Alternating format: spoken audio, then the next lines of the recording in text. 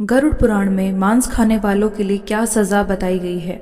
यह विषय अत्यंत गंभीर और आध्यात्मिक दृष्टि से महत्वपूर्ण है। गरुड़ पुराण हिंदू धर्म के प्रमुख 18 पुराणों में से एक है, जो भगवान विष्णु और उनके वाहन गरुड़ के संवाद के रूप में प्रस्तुत किया गया है। इसमें मृत्यु के बाद की यात्रा, कर्मों के फल, नर्क और स्वर्ग के लोकों का विस्तृत वर्णन भी किया गया है। मांस भक्षण अर्थात जीव हत्या करके उसका सेवन करने को गरुड़ पुराण में अत्यंत निंदनीय कर्म कहा गया है, क्योंकि यह कर्म हिंसा, पाप और अधर्म से उत्पन्न होता है। गरुड़ पुराण का मूल उद्देश्य मनुष्य को धर्म के मार्ग पर चलने की प्रेरणा देना और यह समझाना है कि प्रत्येक कर्म का फल अनिवार्य रूप से भोगना पड़ता है। यह ग्रंथ बताता है कि जो मनुष्य दूसरों के जीवन को कष्ट देता है, वह स्वयं भी मृत्यु के पश्चात भयंकर यंत्रणाओं का भागी बनता है। जीव हत्या को इस ग्रंथ में सबसे बड़ा अधर्म बताया गया है, क्योंकि हर जीव में परमात्मा का ही अंश विद्यमान है। गरुड़ पुराण के प्रेत कल्प खंड में कहा गया है कि जो व्यक्ति मांस भक्षण करता है वह अगले जन्मों में भयानक योनियों में जन्म लेकर कष्ट भोगता है। भगवान विष्णु स्वयं गरुड़ देव को समझाते हैं, मांसम भक्ष्यामनस्य मम नास्ति कृपा क्वचित, अर्थात जो व्यक्ति मांस का सेवन करता है उस पर मेरी कृपा कभी नहीं होती। मांस शब्द का संस्कृत में अर्थ है माँ अर्थात मुझे और अंश अर्थात खाएगा, यानी मैं उसे खाऊंगा। इस भाव में मांस शब्द बना है।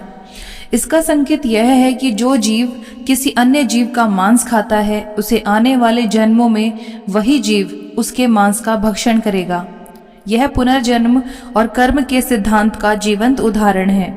गरुड़ पुराण इस भाव को अत्यंत स्पष्टता से बताता है। यो मांसम भक्षत्येव स पापम च निवारयेत, अर्थात जो मनुष्य मांस खाता है वह उस कर्म के प्रभाव से अनेक जन्मों तक स्वयं मांस का रूप धारण करता है। गरुड़ पुराण में अनेकों नरकों का वर्णन है, जहाँ विभिन्न प्रकार के पापों के लिए दंड मिलता है। मांस खाने वालों के लिए विशेष रूप से 3 नरक बताए गए हैं: कृमि भोजनम, रक्तकुंडम और कुम्री प्रपातम। इन तीनों नरकों का वर्णन इस प्रकार है। पहला, कृमि भोजनम नरक। जो व्यक्ति जीवों की हिंसा करके, हत्या करके मांस का सेवन करता है, उसे मृत्यु के बाद कृमि भोजन नरक में फेंका जाता है। वहां उसे असंख्य कीड़े मकोड़े काटते रहते हैं। उसका शरीर निरंतर सड़ता रहता है। वह स्वयं अपनी पीड़ा से तड़पता है और बार बार मरता और जीवित होता है। गरुड़ पुराण में लिखा है, कृमि भोजनम मापनोति नृशंसयः पाप कर्म कृत, अहो रुद्रम तु तत्कर्म येन जीवो न हिंस्यते। यह नरक 700 वर्षों तक रहता है और हर क्षण युगों के समान दीर्घ प्रतीत होता है। दूसरा, रक्तकुंड नरक। जो व्यक्ति पशुओं का रक्त पीकर या उन्हें मारकर सुख अनुभव करता है, वह रक्तकुंड नामक नरक में जाता है। वहां उसे उबलते हुए रक्त के कुंड में डाला जाता है। उसका शरीर जलता रहता है और वही मारे गए पशु उसके ऊपर झपटते हैं। वे उससे बदला लेते हैं। यह उस कर्म का साक्षात फल है जो उसने धरती पर किया था। तीसरा है कुम्री प्रपात नरक। जो व्यक्ति अपनी जीविका या स्वाद की पूर्ति के लिए मांसाहार करता है, वह कुम्री प्रपात नरक में गिरता है। वहां विशालकाय कछुए जैसे दैत्याकार जीव उसे अपने नुकीले दांतों से काटते रहते हैं। यह दंड तब तक चलता है जब तक वह अपने सभी पापों का प्रायश्चित नहीं कर लेता। गरुड़ पुराण में भगवान विष्णु गरुड़ देव जी से कहते हैं कि जो मनुष्य मांस नहीं खाता वह मुझ में स्थित हो जाता है। जो जीव हिंसा नहीं करता वही सच्चा वैष्णव है, वही मेरा प्रिय है। यह स्पष्ट है कि वैष्णव जीवन का मूल आधार अहिंसा है। जो व्यक्ति मांस से परहेज करता है वह अपने भीतर करुणा, शांति और दया के गुण विकसित करता है, जो मोक्ष के मार्ग में प्रमुख सहायक होते हैं। गरुड़ पुराण के अनुसार हर प्राणी का कर्म उसके अगले जन्म का निर्धारण करता है। जो व्यक्ति बार बार हिंसा करता है या जीव हत्या के कर्म में संलग्न रहता है, उसे अगले जन्मों में निम्न योनियों में जाना पड़ता है। कभी वह सूअर बनता है ताकि उसे गंदगी में रहकर कष्ट झेलना पड़े, कभी वह मछली बनता है ताकि बड़ी मछलियों द्वारा खाए जाने का अनुभव हो, कभी वह पशु बनता है ताकि मनुष्य द्वारा मारा जा सके। इन सब का उद्देश्य आत्मा को यह अनुभव कराना है कि जो पीड़ा उसने दूसरों को दी थी वही उसे स्वयं भी भोगनी होगी। यही कर्म का दर्पण सिद्धांत है जिसे गरुड़ पुराण विस्तार से समझाता है। गरुड़ पुराण केवल आध्यात्मिक नहीं बल्कि नैतिक दृष्टि से भी मांसाहार के दुष्परिणामों की ओर इंगित करता है। इसमें कहा गया है कि जो व्यक्ति जीव हत्या में रुचि रखता है उसके हृदय से करुणा समाप्त हो जाती है, उसका मन अस्थिर हो जाता है और उसमें क्रोध, अहंकार, लोभ और भय की वृद्धि होती है। ऐसे व्यक्ति के विचार अपवित्र होते हैं और वह धीरे धीरे अधर्म की दिशा में चला जाता है। जो हिंसक है उसके हृदय में कभी दया बस ही नहीं सकती। भगवान विष्णु गरुड़ को बताते हैं कि यदि कोई व्यक्ति भूलवश या फिर अज्ञानवश मांस भक्षण कर चुका है तो उसके लिए भी प्रायश्चित का मार्ग खुला है। यदि कोई मनुष्य मोहवश पाप करता है तो प्रायश्चित के द्वारा वह पुनः शुद्ध हो सकता है। प्रायश्चित के रूप में गरुड़ पुराण में बताया गया है। पहला, एकादशी व्रत का पालन करें। दूसरा, गाय, ब्राह्मण, पक्षी और भूखे प्राणियों को भोजन कराएं।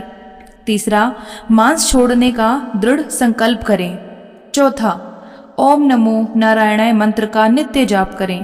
पांचवा, अहिंसा, सत्य और दया को जीवन का नियम बनाएं। इन उपायों से व्यक्ति अपने पापों का शालन कर सकता है और मुक्ति के मार्ग पर अग्रसर हो सकता है। गरुड़ पुराण में यह भी कहा गया है कि मांसाहार न केवल आत्मा को कलुषित करता है बल्कि शरीर को भी अस्वस्थ बनाता है। मांस के सेवन से शरीर में तामसिक प्रवृत्तियां बढ़ती हैं, आलस्य, क्रोध और वासना की अधिकता हो जाती है, जबकि शाकाहारी आहार सात्विक होता है जो मन को शांत, शरीर को स्वस्थ और आत्मा को निर्मल रखता है। गरुड़ पुराण की ही तरह अन्य शास्त्र भी मांसाहार की निंदा करते हैं। मनुस्मृति में बताया गया है, मांस भक्षणम न कुर्वीत सर्वथा पाप कर्म कृत। महाभारत के अनुशासन पर्व में भी भीष्म पितामह ने कहा, अहिंसा परमो धर्म। भविष्य पुराण में कहा गया है कि मांसाहारी व्यक्ति के यज्ञ, दान और तपस्या सभी निष्फल हो जाते हैं। इस प्रकार संपूर्ण वैदिक साहित्य इस सत्य की पुष्टि करता है कि मांसाहार से आत्मा की शुद्धि संभव नहीं है। गरुड़ पुराण के अंत में भगवान विष्णु कहते हैं कि जो मनुष्य अहिंसा का पालन करता है और किसी भी जीव की पीड़ा में सहभागी नहीं होता वही मोक्ष का अधिकारी बनता है। अहिंसा परमो धर्म, दया सर्वेषु भूतेषु, यह पालयति तम देवम स एव मम प्रिय सदाह। इसीलिए जो व्यक्ति मांस भक्षण छोड़ देता है वह केवल एक पाप से नहीं बचता बल्कि अपने भीतर ईश्वर का प्रकाश जगाता है। गरुड़ पुराण का संदेश अत्यंत स्पष्ट है।